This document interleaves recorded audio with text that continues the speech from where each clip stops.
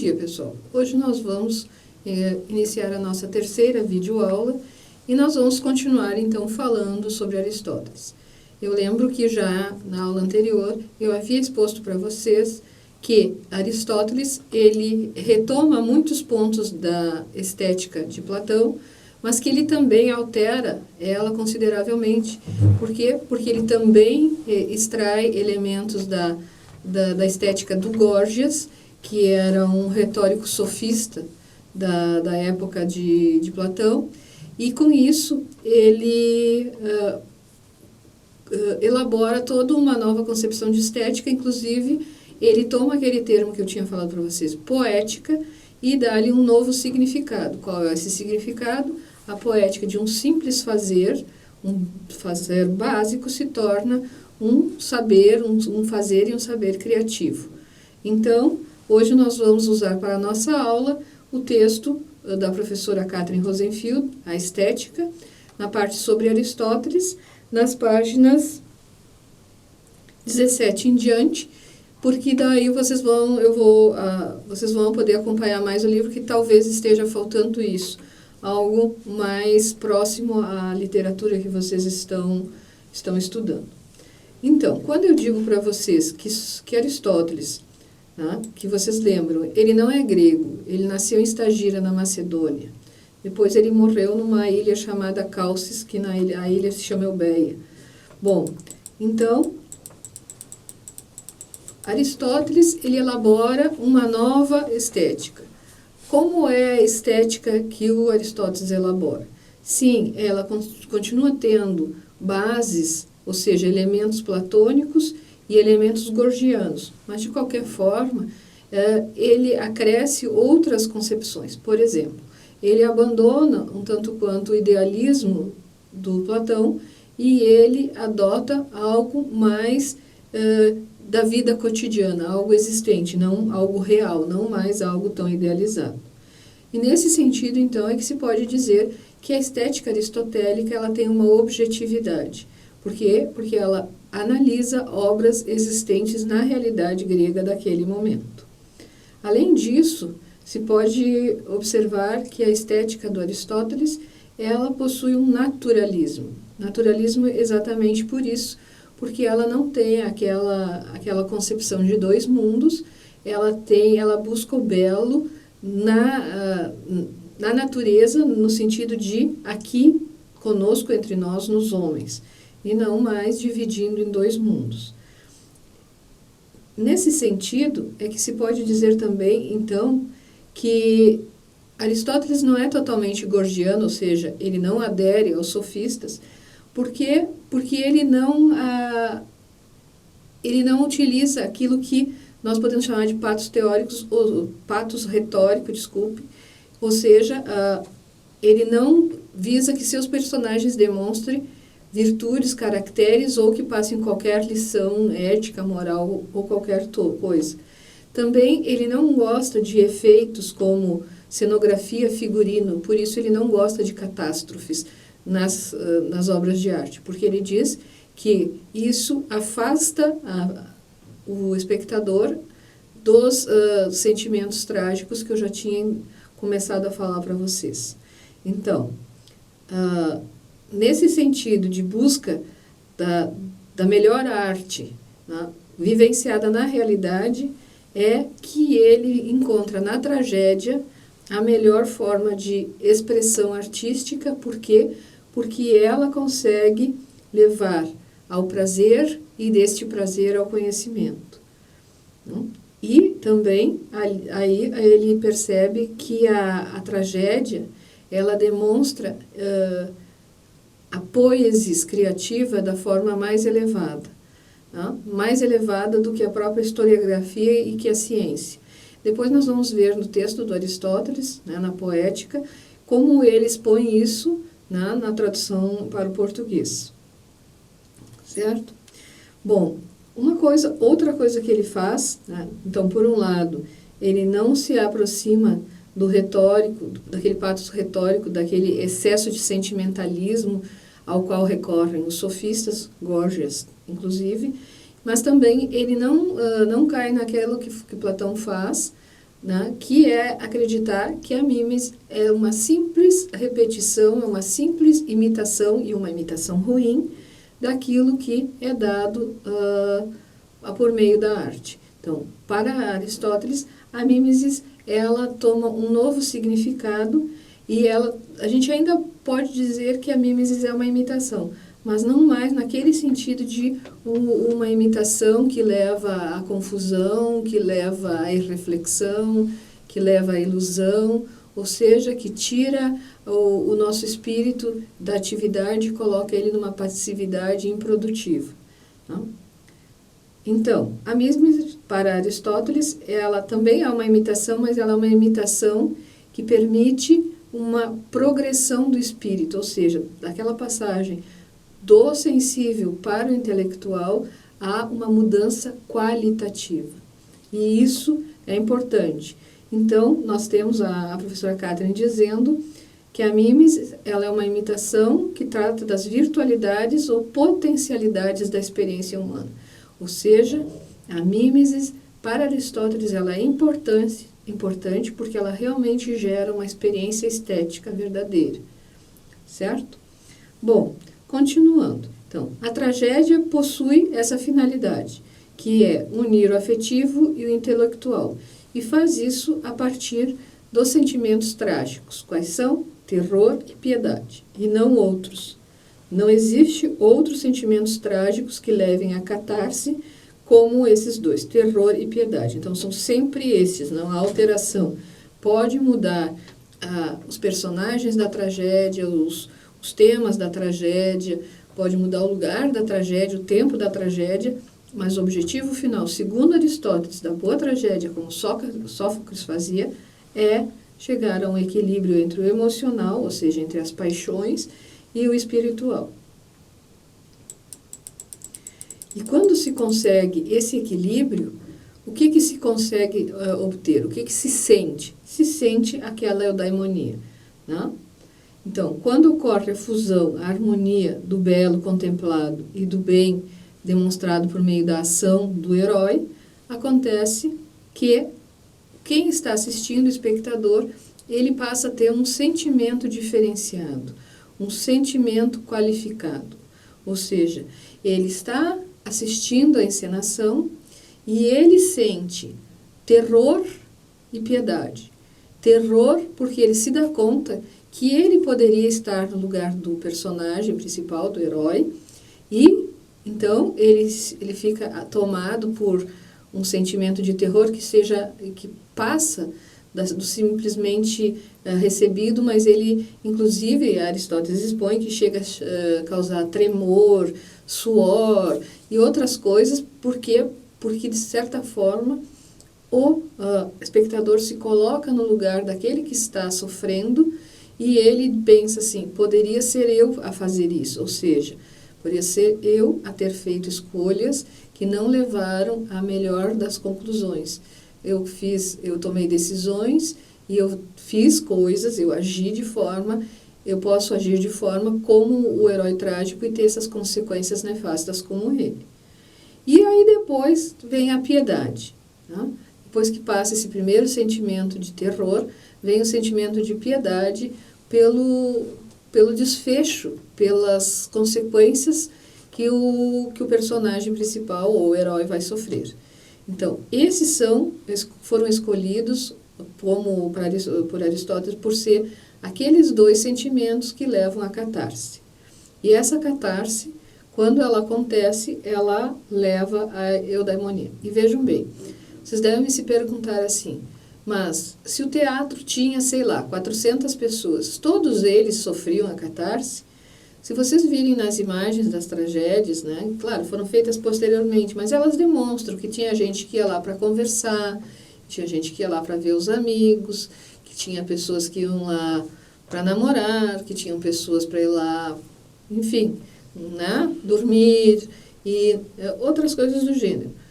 Apenas algumas ficavam atentas suficientemente para sentir a catarse.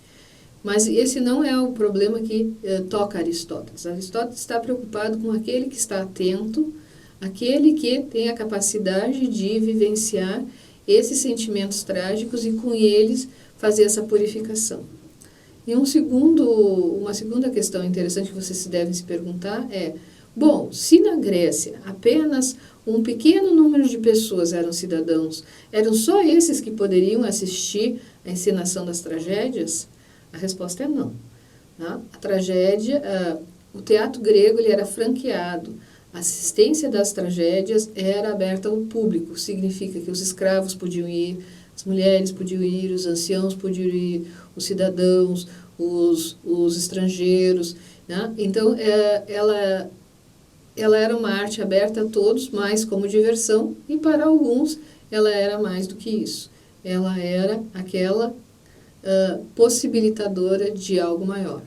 Tanto que tem um texto do Verdun e do Vidal-Naquet, onde eles mostram que a primeira vez que foi encenada uma tragédia na Grécia, o Solon ficou muito irritado e disse que as tragédias encenadas e bem compreendidas causariam convulsões sociais, causariam revoltas. Mas não é isso que ocorre, porque uma grande maioria, nós sabemos que não chegam a esse processo de catarse porque não se mantém ligado ao enredo.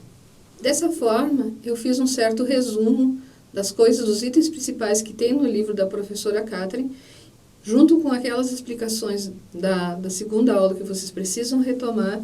Eu também li algumas coisas do livro sobre a estética em francês, que você sabe que normalmente eu utilizo, e posso dizer para vocês que não há grandes coisas a mais, grandes dados a mais sobre a estética em Aristóteles do que isso. Tá? Mas me chamou a atenção quando essa professora francesa, ela usa termos mais modernos, termos mais atuais, para dizer que a mimes é uma ficção e não uma simples imitação. E isso é bom para nós memorizarmos, porque se a palavra é a mesma, tanto em Platão quanto em Aristóteles, então, a gente pode dizer assim que ela é um fazer produtivo, mas também nós podemos dizer que ela é uma ficção que tem um objetivo maior.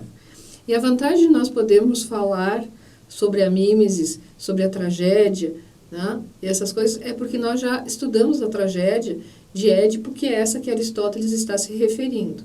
Né, porque eu já falei para vocês, vou repetir, Sófocles é o maior tragediógrafo segundo a concepção de Aristóteles.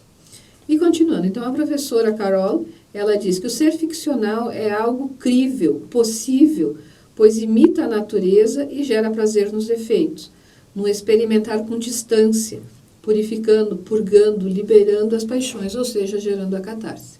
De certa forma, é aquilo que eu tinha acabado de falar, né? Então, o que tem que acresce, e é importante aqui, é que para Aristóteles, a tragédia, ela não imita, ela não explica, ela não narra o que aconteceu, mas ela expõe como algo poderia ter acontecido. E quando ela cria essa ficção, ela nos permite, a partir do que já é conhecido pela tradição, mas agora é representado no palco, pensar em possibilidades múltiplas. E isso é importantíssimo para o nosso espírito, porque nós temos uma tendência a adotarmos uma explicação, uma possibilidade. E a tragédia mostra amplas possibilidades. Então, além de gerar os sentimentos trágicos, a catarse e, enfim, no final, a sensação de felicidade, nós temos essa flexibilização do intelecto, nós temos a flexibilização do pensamento, ou seja, nós vamos criando, nós vamos nos adaptando para, quando nós temos uma situação, pensar em diversas possibilidades e não ficarmos dogmatizados achando que cada problema tem apenas uma situação, ou cada situação tem apenas uma possibilidade de saída. Então, retomando, a arte aristotélica para essa professora não possui metafísica ou ética, ou seja, ela procura gerar esse sentimento e desse sentimento essa alteração qualitativa no indivíduo e não trazer uma liçãozinha de moral ou algum exemplo a ser seguido, muito pelo contrário, ela mostra muitas vezes, né, que não devemos agir por impulso, como a Édipo agiu quando encontrou aquela caravana na estrada e acabou matando todas aquelas pessoas. E por fim, né, eu já tinha começado a falar para vocês sobre as 3 partes que são imprescindíveis em uma tragédia. Quais são? O sistema de fatos e feitos. As traduções trazem um pouco diferente isso, mas em grego é sístasis pragmaton, né? Sistema de ação, de praxis. Por isso que foi traduzido por fatos e feitos.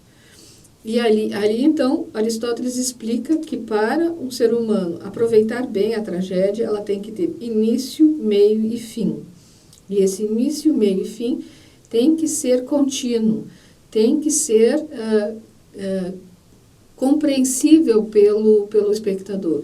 Isso quer dizer que não pode fazer saltos, não pode fazer mudanças de personagem sem haver todo o entrelaçamento entre o que acontece, porque senão o espectador não vai conseguir seguir, né, aquele raciocínio que o poeta trágico está querendo que ele faça para chegar aos sentimentos trágicos. Tá? Então, a primeira coisa importante é essa organização dos fatos e dos feitos de uma forma que o espectador consiga acompanhar. Então, Aristóteles diz que isso também tem relação não só com a lógica e a sistematização, mas tem relação também com o tempo. Por exemplo, uma tragédia não pode demorar 2 ou 3 dias. Tá? O ideal é que ela comece e termine no mesmo dia, que não tenham grandes intervalos, porque quanto mais se dispersar o espectador, menos ele vai conseguir acompanhar os detalhes, os entrelaçamentos que são necessários para chegar ao momento da peripeteia. Vocês vão ver que nas traduções não é esse termo que aparece. Aparece o termo peripécia. Mas nós sabemos que esse termo no português, peripécia, não significa a mesma coisa que Aristóteles. Aristóteles ele entende a peripeteia como um momento de reviravolta, onde aquele personagem que era feliz passa para a infelicidade, ou da honra para a desonra, não? Sem que ele tenha realmente consciência, noção, saber sobre o que aconteceu. Então, a peripeteia ela pode ser entendida também como uma reviravolta no entrelaçamento, no decorrer da tragédia. E aí, essa peripeteia, essa reviravolta, ela acontece porque há um terceiro elemento imprescindível à tragédia, que é o reconhecimento. Ou seja, quando o herói passa do não saber o que acontecia para o saber. Então, vamos pegar de novo o exemplo do Édipo, porque vocês já conhecem. A peripeteia acontece quando o Édipo passa do salvador de Tebas para o aniquilador de Tebas. Ele passa do rei de Tebas para aquele que trouxe a peste a Tebas, por causa que ele matou o pai, casou com a mãe e criou família com a mãe. E o reconhecimento acontece junto com a peripeteia, porque o Édipo ele descobre o que foi que ele fez. Ele não sabia que aquele que ele havia matado na estrada era o pai, e ele não sabia que aquela com quem ele tinha se casado era a mãe. Então, é a passagem do não saber para o saber. E então, ele reconhece que ele agiu mal, e que se ele agiu mal, ele vai ter que responder por isso. E esse conjunto, então, da sístasis pragmaton, a peripeteia e o reconhecimento levam aos sentimentos trágicos, e deste se vai gerar a catarse. Muito bem. Então, agora nós já temos todos os pressupostos teóricos para que nós possamos adentrar no texto. Eu fiz uma seleção de alguns trechos da obra poética, vocês precisam ler todo. Vocês podem dizer que o livro está incompleto e que nós não conhecemos a segunda parte, mas de qualquer maneira, alguns trechos da poética são importantes de serem lidos para que nós vejamos, possamos ver e sentir e ler, enfim, como é que a tradução nos demonstra aquilo que Aristóteles pensava, certo? Então, vai ser que vocês vão receber o texto, vocês podem me acompanhar Tá? Eu começo pelo livro 2 da Poética, onde o subtítulo é Espécies de Poesia Imitativa, classificada segundo o objeto da imitação. Aristóteles certamente não tinha feito essas subdivisões são posteriores para facilitar a nossa leitura e compreensão. Então, eu escolhi o parágrafo 7 para que nós comecemos a leitura. Por quê? Porque Aristóteles escreve: mas como os imitadores imitam homens que praticam alguma ação? É melhor se tivesse escrito a mímesis representa homens em ação e estes necessariamente são indivíduos de elevada ou de baixa índole, porque a variedade dos caracteres só se encontra nessas diferenças, ou seja, de índole. E quanto a caráter, todos os homens se distinguem pelo vício ou pela virtude. Bom, isso é ética aristotélica. Necessariamente também sucederá que os poetas imitam homens melhores, piores ou iguais a nós. Tá? Ou seja, Aristóteles, se mantém na realidade. O que eu gostaria que vocês mantivessem é que a mímesis representa homens em ação, né? E não inventa no sentido faz fábulas, né? Ela faz algo que é verossimilhante. No parágrafo 9, nós encontramos escrito: pois a mesma diferença separa a tragédia da comédia. Procura a tragédia, imitar os homens, a comédia, imitar homens piores, e aquela, a tragédia, os melhores do que eles ordinariamente são, das operações, operando e agindo elas mesmas. Ou seja, continua mais uma vez, o que está em questão é a ação, né? Porque o caráter pode ficar escondido, mas a ação não. A ação vem a público e passa a fazer parte do mundo humano. Continuando, consiste, pois, a imitação nessas três diferenças, como ao princípio dissemos, a saber, segundo os meios, os objetos e os modos. Por isso, num sentido, é a imitação de Sófocles a mesma a de Homero. E aqui, vejam, né? Aqui já tem uma diferença de Platão. Platão denegria a imagem de Homero. E Sócrates e Aristóteles coloca no mesmo patamar, no mesmo nível que a arte de Sófocles. Ou seja, ele valoriza Homero. Continuando, porque ambos imitam pessoas de caráter elevado, né? E no outro sentido, é a mesma a de Aristófanes, pois ambos imitam pessoas que agem e obram diretamente. Ou seja, é importante, ou seja, a encenação é importante porque mostra as ações, e não um ethos, não um caráter. No livro 4, A Origem da Poesia, Causas, História da Poesia Trágica e Cômica, nós podemos ler o seguinte no parágrafo 13. Ao que parece, duas causas, e ambas naturais, geraram a poesia. Né? A poesia é o fazer poético, e não a literatura, não a poesia rimada como nós entendemos, mas a literatura como um todo.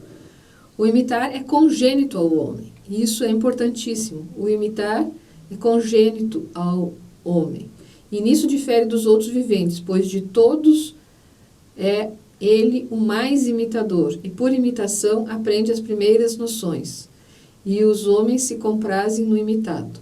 E é por isso então que a tragédia toma essa importância tão elevada no pensamento do Aristóteles.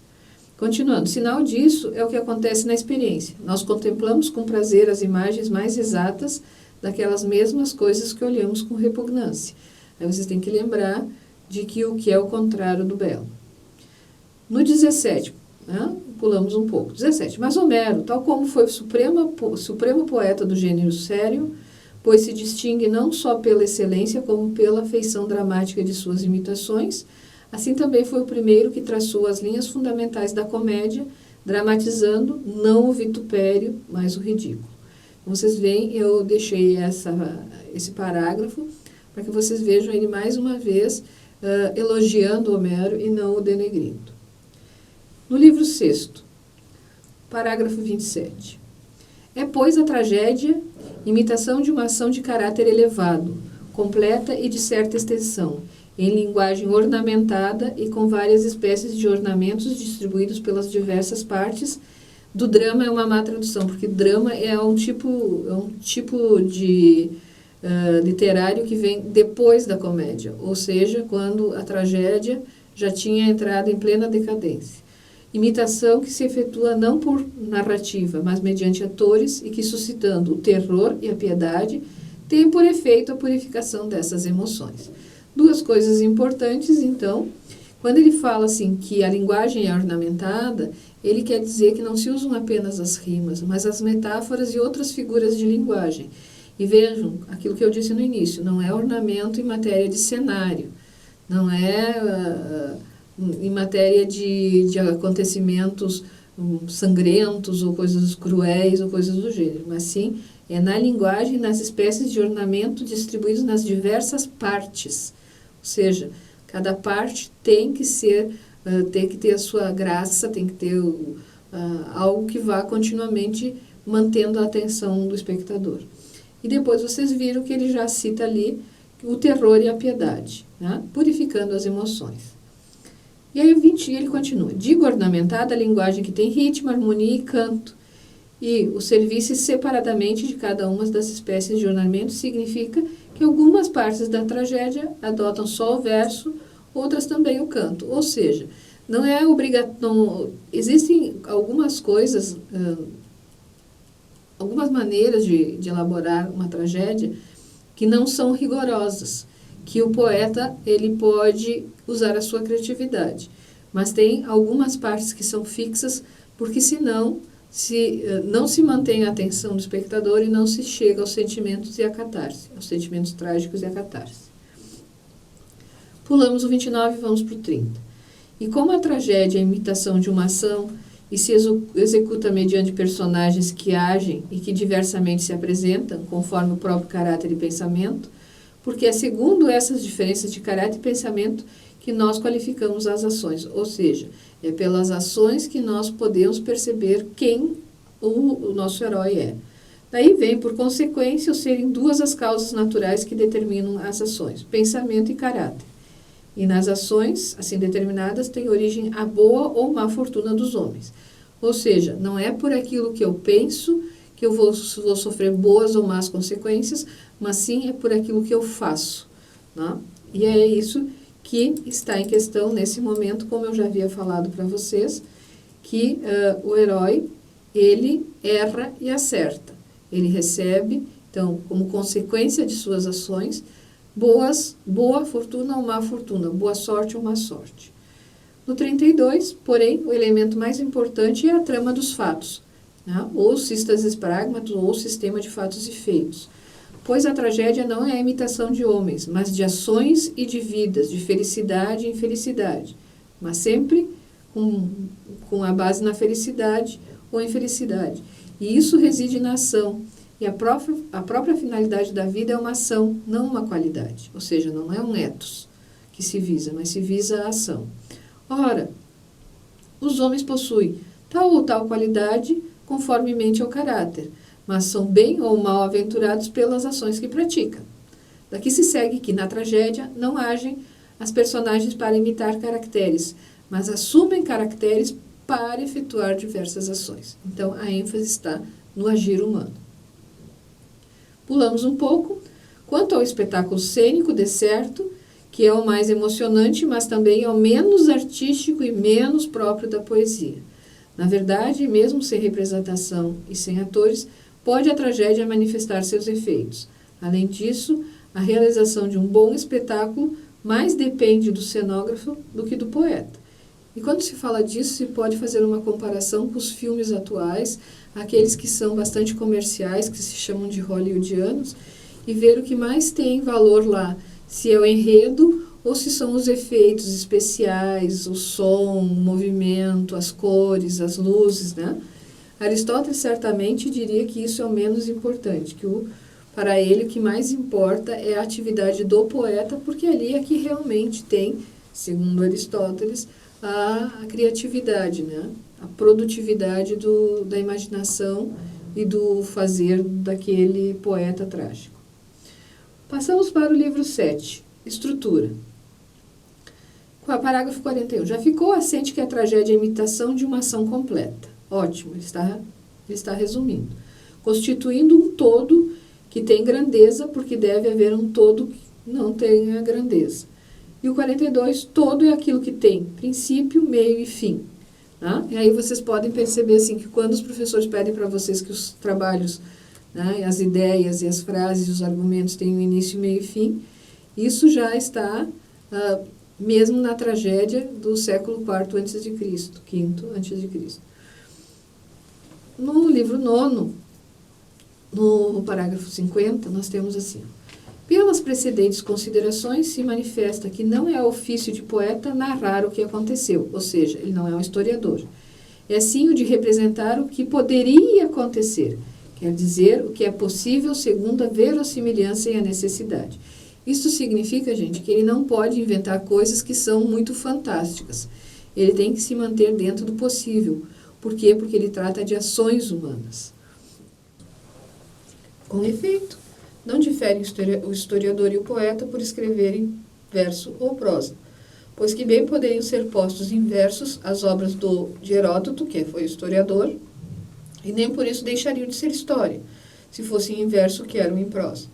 Diferem sim, em que diz as coisas que sucederam e o outro as que poderiam suceder. Ou seja, o historiador não tem liberdade de inventar os fatos, os testemunhos. Ele tem que seguir aquilo que aconteceu para que aquilo que ele expõe seja crível.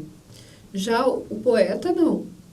Ele pode inventar, ele pode criar diversas possibilidades de como poderiam ter acontecido as coisas. O que ele tem que se preocupar é que essa construção siga aquelas 3 necessidades básicas: o sistema de fatos e feitos, a peripeteia e o reconhecimento. Senão, não gera a catarse. Então, continuando.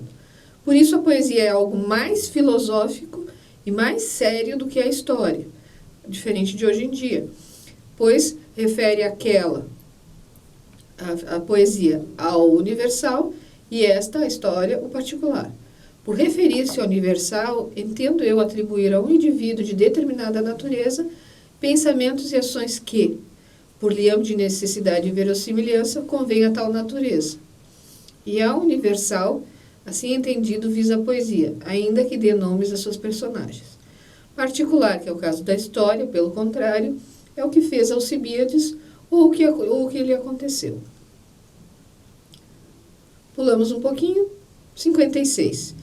Como, porém, a tragédia não é só imitação de uma ação completa, como também de casos que suscitam o terror e a piedade, e essas emoções se manifestam principalmente quando se nos deparam ações paradoxais e perante casos semelhantes, maior é o espanto que antes os feitos do acaso e da fortuna.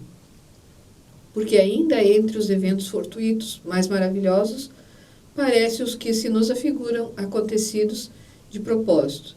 Tal é, por exemplo, o caso da estátua de Mítis, em Argos, que matou, caindo-lhe em cima, o próprio causador da morte de Mítis, no momento em que Mítis, a olhava.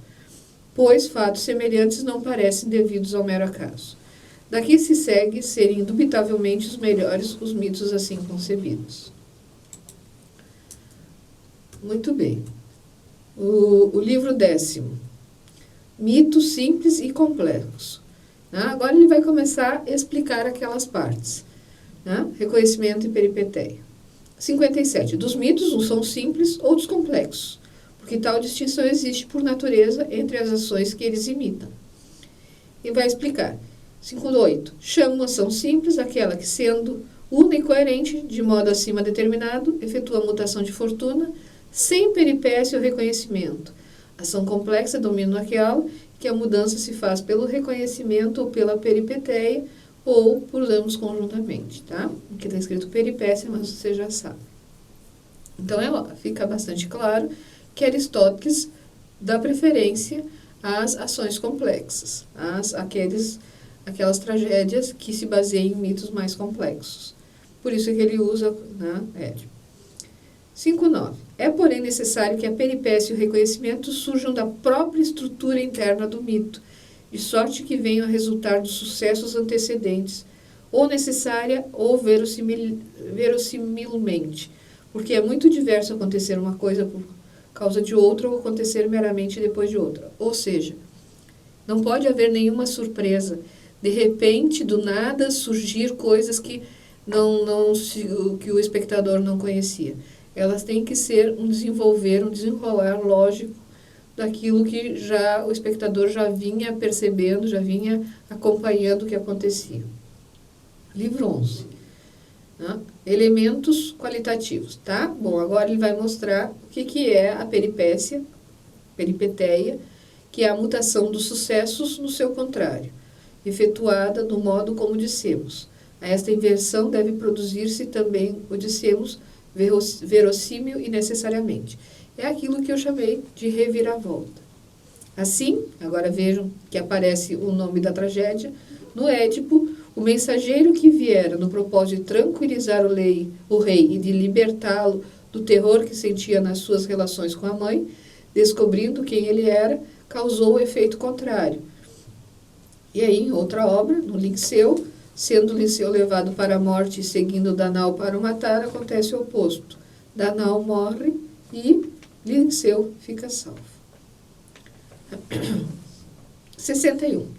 O reconhecimento, como indica o próprio nome, o próprio significado da palavra, é a passagem do ignorar ao conhecer, que se faz pela amizade, ou, aqui deve ter um erro de tradução, pela amizade ou inimizade das personagens que estão destinadas para a dita ou para a desdita. 62. A mais bela de todas as formas de reconhecimento é aquela que se dá justamente com a peripécia, como, por exemplo, no Édipo. E outras ainda, pois com seres inanimados e casos acidentais também pode dar-se o reconhecimento do modo como ficou dito. E também constitui reconhecimento o haver ou não haver praticado uma ação. Mas é a primeira forma aquela que melhor corresponde à essência do mito e da ação, porque o reconhecimento com peripécia suscitará terror e piedade. E nós mostraremos que a tragédia é a imitação de ações que despertam tais sentimentos. E, ademais, a boa ou má fortuna resultam naturalmente de tais ações. Vocês estão percebendo que todos aqueles elementos que nós tínhamos caracterizado, eles encontram presentes no próprio texto. Não há nenhum tipo de invenção. Pulamos para o livro 13, parágrafo 69. Como a composição das tragédias mais belas não é simples, mas complexa, e além disso deve imitar casos que suscitam o terror e a piedade, porque tal é o próprio fim desta imitação, evidentemente se segue que não devem ser representados nem homens muito bons, que passem da boa para a má fortuna, porque nós teríamos um sentimento de raiva, porque é injusto, né? Caso que não suscita terror nem piedade, mas repugnância, né? Nos cita uma reação de não pode ser assim, eu não aceito isso, nem homens muito maus que passam da má para a boa fortuna, pois não há coisa menos trágica. Alguém mau se dar bem na vida nos causa um mal-estar muito grande, e não os sentimentos de terror e piedade. O mito também não deve representar um malvado que se precipite da felicidade para a infelicidade, porque isso vai nos parecer que é a justiça acontecendo. Se é certo que semelhante situação satisfaz os sentimentos de humanidade, também é certo que não provoca terror nem piedade, porque a piedade tem lugar a respeito do que é infeliz sem o merecer, e o terror a respeito do nosso semelhante desditoso, pelo que, neste caso, o que acontece não parecerá terrível nem digno de compaixão. Como eu já te havia falado, não vou mais repetir. Resta, portanto, a situação intermediária, que é aquela que vai suscitar os sentimentos apropriados. Ou seja, é a do homem que não se distingue muito pela virtude, pela justiça, se cai no infortúnio. Se ele cai no infortúnio, não acontece porque seja vil ou malvado, mas por força de algum erro. E esse homem há de ser algum daqueles que gozam de grande reputação e fortuna, como Édipo e Tiestes, ou outros insignes representantes de famílias ilustres. Certo? Então, o herói, ele é assim. Bom, eu parei aqui nesse livro, mas vocês precisam ler o restante, porque é nesses exatamente que tem aqueles elementos que me parecem primordiais para que vocês possam compreender. Assim sendo, nós podemos passar para o que vem depois de Aristóteles, né? Depois de Aristóteles, nós temos a dominação macedônia, nós temos a dominação romana, e quando acontece a dominação romana, vocês já estudaram isso, História da Filosofia Antiga, o saber, de certa forma, ele passa para Alexandria.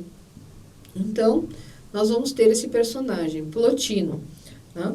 Plotino nasceu no Egito e faleceu na Itália. E ele também, nos deixa um legado estético que é importante porque ele já é que já pode ser chamado de neoplatônico. Bom, então com essa pequena introdução nós vamos encontrar no livro da professora Catherine, páginas 22 e 23, um pouquinho sobre esse autor, junto com o restante da filosofia desse período até o início da filosofia medieval. Então, a arte ela é considerada mediadora da harmonia do cosmos, na qual o belo expressa a ordem.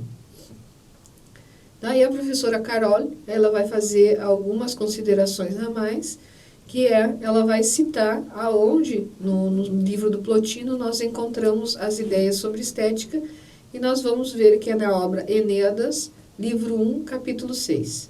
Eu trouxe para vocês os capítulos 6 e 7, porque me parece que o 6, ele arma, ele organiza o conteúdo, mas é no 7 que ele explica um pouco melhor.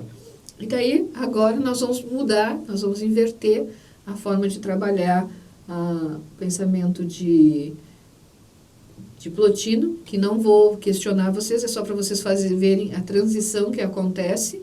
Então, agora nós vamos para o texto e depois para as características gerais, certo?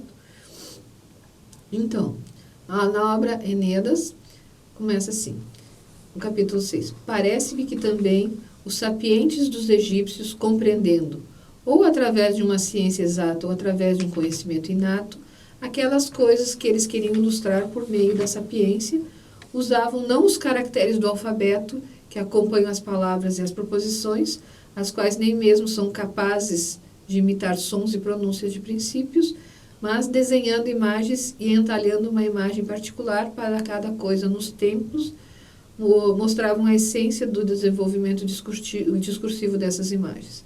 Pois que, de fato, cada imagem seja uma certa ciência, seja sapiência, seja substrato, seja algo de reunido, e não pensamento discursivo nem deliberação. Ou seja, que além do pensamento discursivo, nós podemos usar as imagens, que é uma espécie de um conhecimento simbólico. Isso nós já vimos. Se vocês forem perceber, fazendo um pequeno parênteses, tudo que nós vimos no início de introdução vai reaparecendo agora cada um no seu lugar específico. E isso é muito bom. Por quê? Porque nós já sabemos, né? E agora nós conseguimos estabelecer pontes mais sólidas, pontes mais estreitas e mais consistentes entre os conteúdos. E Plotino continua. Em seguida, um simulacro nasce daquela sapiência que é algo de reunido, um simulacro que se desenvolve já em outro e que exprime a si mesmo em uma exposição discursiva e revela as causas através das quais as coisas são assim. Nesse trechinho você já percebe, quando ele fala de simulacro, você já percebe que ele é um discípulo de Platão. Continuando. De modo que, sendo tão belo isto que veio à existência, se alguém soubesse admirar, diria que admira a sapiência, a maneira pela qual ela, não possuindo as causas do ser, por meio das quais as coisas são assim, fornece as causas, as coisas criadas em conformidade àquela. Para concluir esse capítulo, 6, Plotino escreve: para concluir, isto é belo deste modo, e que através de uma investigação revela com dificuldade ou de modo ou nenhum a razão pela qual é necessariamente assim. Se alguém quisesse descobri-la, existe assim antes da investigação e do raciocínio. Né? Ou seja, a estética existe antes da investigação e do raciocínio, como consideramos, na verdade, que digo sobre um grande exemplo, o qual se adaptará também a todos os outros casos. Fim do 6º, capítulo 7. né? Depois nós vamos trabalhar um pouco melhor nas características. Aí nós temos que retomar, porque o 7 é exatamente a continuação do 6. Então, retomo o 6. Como consideremos, etc, etc.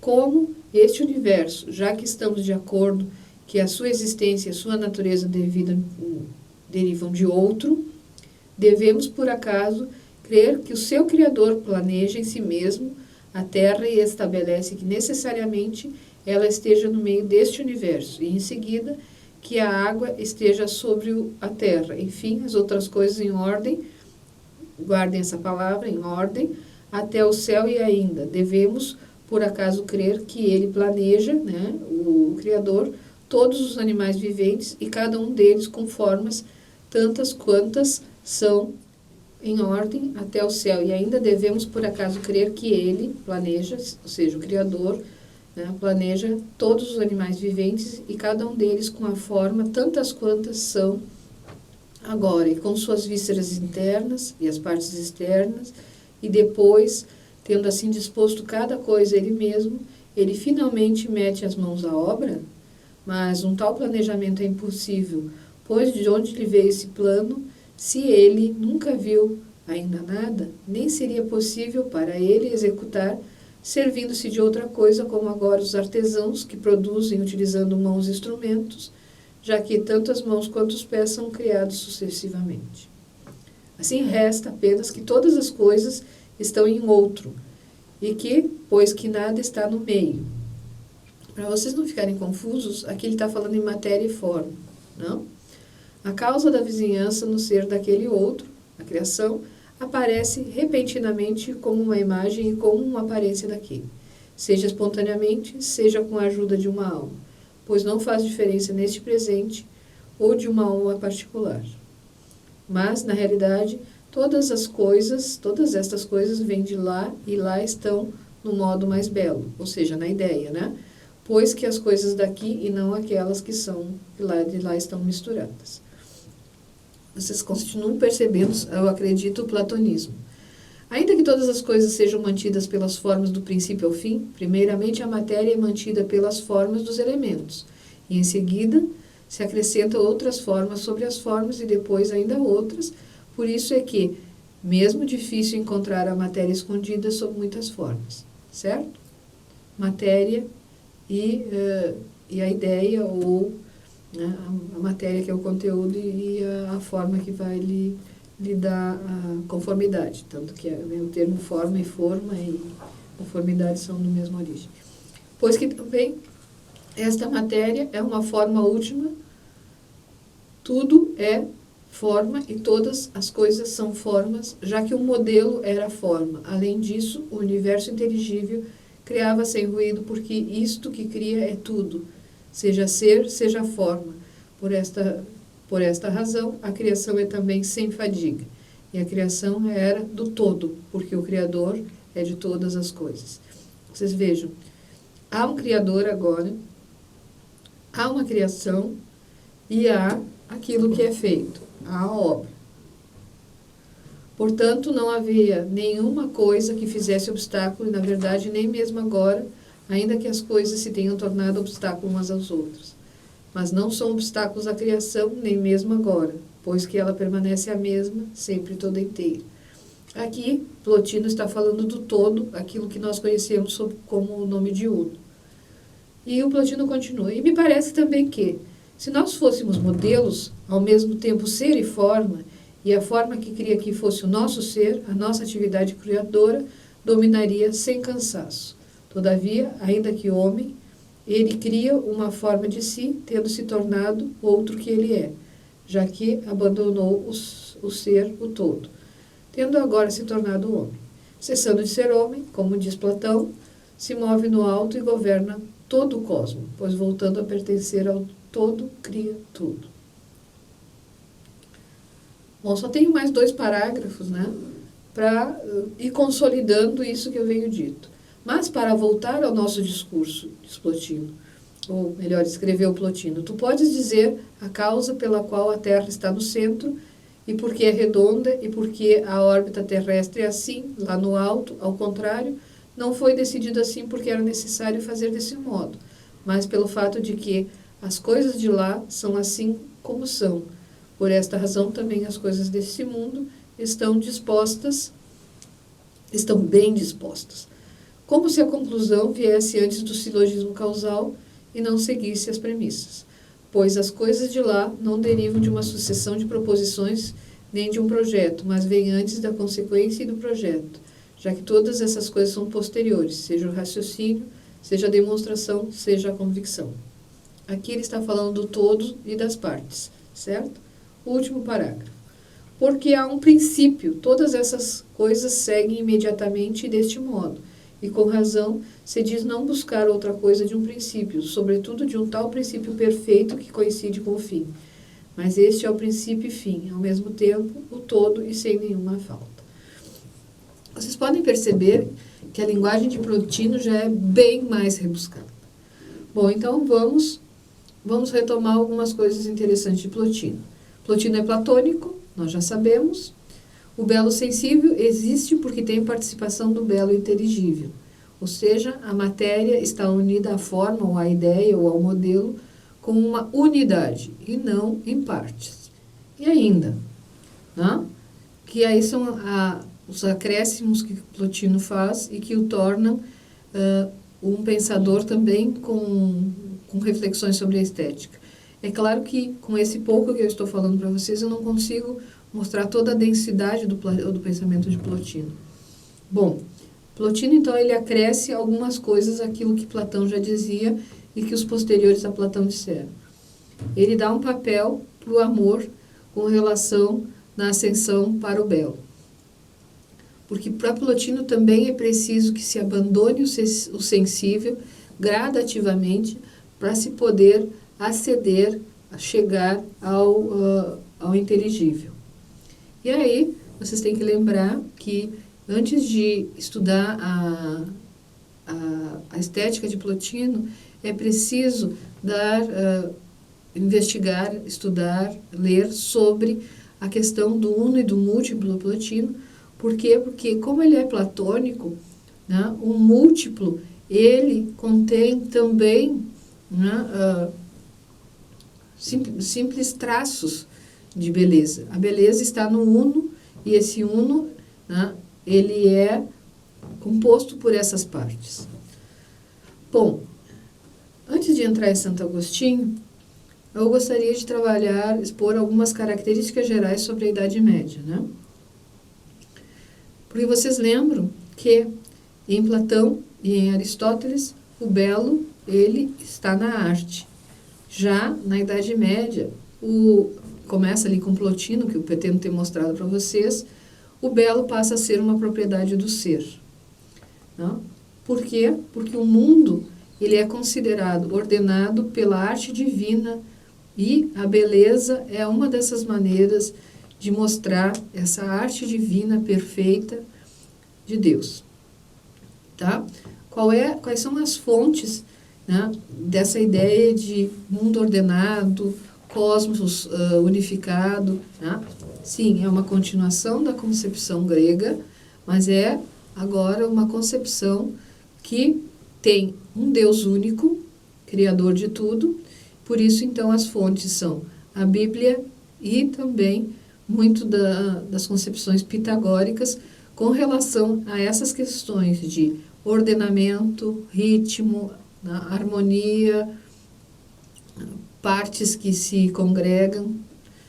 Por isso, então, que se pode dizer que a beleza, ela é metafísica, porque o belo, né, ele é percebido nas coisas e o bem é contemplado, mas eles são idênticos. Então, vocês veem assim que existem as semelhanças e as pequenas diferenças da época antiga, entre a época antiga e a época medieval. Eu imagino que vocês já tenham estudado Santo Agostinho, né, que é um filósofo importantíssimo, não só porque ele é considerado um dos pais da Igreja, né, por isso que esse período de Santo Agostinho e seus sucessores é chamado de patrística, mas também porque ele foi um autor também enciclopédico. Ou seja, ele pensou, ele refletiu e ele escreveu sobre as mais diversas coisas. E sobre a estética também ele escreveu. Nós podemos estudar a estética agostiniana que está dispersa em toda a obra dele, porque ele não tinha o intuito de ser um professor, mas sim de fazer uma exposição das suas crenças, da doutrina, né? E explicar o seu tempo e aproximar as pessoas de Deus. Então, é interessante sempre lembrar que Santo Agostinho vivenciou a época da queda do Império Romano. Ele nasceu na África, né? E os chamados invasores germânicos, né? Os diversos grupos, eles também chegaram ao norte da África. E o grupo que chegou ao norte da África, vindo de Roma, era o grupo dos bárbaros, que tinham o hábito de incendiar, matar, roubar, etc., por onde passavam, né? Por isso que hoje em dia, quando nós chamamos alguém de vândalo, né, nós estamos nos referindo a esse povo que foi e saqueou Roma várias vezes, incendiou e também incendiou e roubou lá no norte da África. Então, Santo Agostinho, ele tinha a preocupação de não só levar mais pessoas a conhecerem essa fé que ele manifestava, mas também, né, de explicar os fatos que aconteciam e levar as pessoas a compreenderem aquilo e não a culparem nem Deus, o Deus cristão, o Deus único, né, e nem os seus representantes. Porque em Roma saqueada, em Roma destruída, havia a ideia de que era um tipo castigo dos deuses, porque muitos estavam abandonando a crença politeísta e estavam adotando um monoteísmo cristão. E lembrem, cristão nessa época é todo aquele que é seguidor de Cristo. Vai ser no século XI que vai haver a primeira ruptura. Então, Santo Agostinho, ele fez a institucionalização, né? Ele explicou, ele escreveu sobre essas questões básicas da igreja. E aí, então, é nesse sentido que eu digo que a obra que eu principalmente encontro dados da estética é na obra Confissões. Porque Agostinho, ele era platônico por meio de Plotino, ou seja, ele leu Platão através das obras de Plotino. Além disso, Santo Agostinho, ele tinha uma grande formação, né, cultural. Então, ele leu Cícero, se não leu diretamente, pelo menos ele teve acesso ao pensamento ciceroniano e de outros autores da sua época, Sêneca e etc.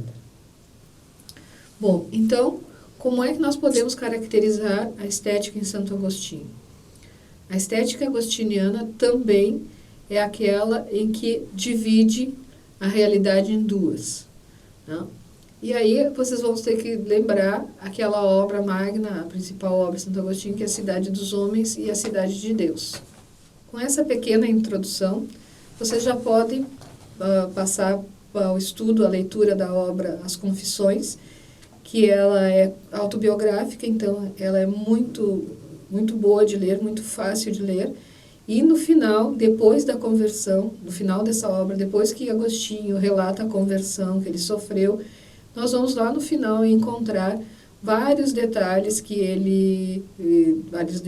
várias formas como ele explica, né, como a partir do olho nós podemos ascender a Deus, né, as verdades divinas, ao bem, o belo e o bom divinos e assim por diante. Tem um livro também de um professor da região lá de Porto Alegre, nós podemos ver se ele está disponível. Se não, pelo menos alguma parte eu gostaria de digitalizar para vocês, para que nós possamos, na próxima aula, estudarmos isso.